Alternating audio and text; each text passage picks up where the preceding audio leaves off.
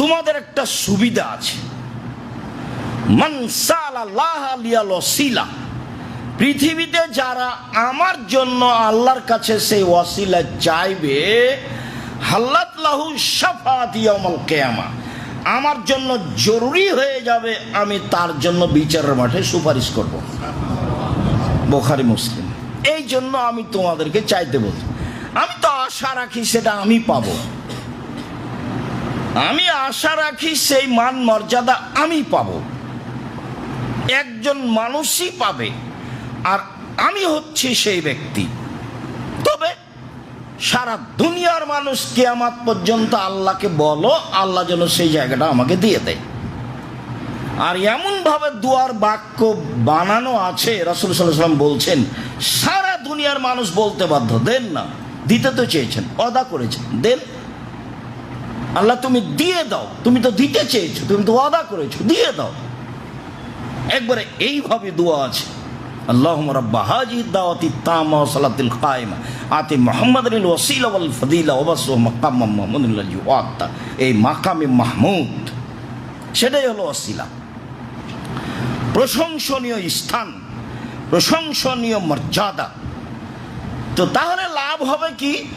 পৃথিবীর মানুষ যারা আল্লাহকে বলবে আমাকে দিয়ে দেওয়ার জন্য, আমি মুহাম্মদ সাল্লাল্লাহু আলাইহি সাল্লাম তার পক্ষে বিচারের মাঠে সুপারিশ করব।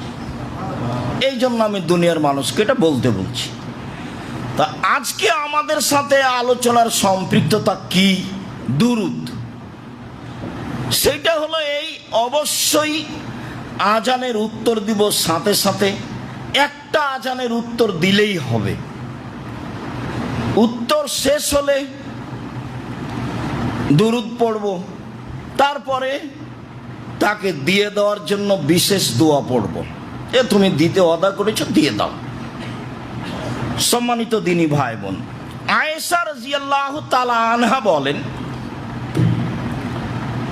কানান নবী সাল্লাল্লাহু আলাইহি সাল্লাম ইয়াকুলু ফি দুআয়ে ফি সালাতিহি, আল্লাহর নবী সালাতে তার দুআতে বলতেন, আল্লাহর নবী সালাতে তার দুআতে বলতেন, আল্লাহুম্মা ইন্নী আউযু বিকা মিন আযাবে জাহান্নাম, হে আল্লাহ তোমার কাছে আমি জাহান্নামের শাস্তি থেকে আশ্রয় চাচ্ছি।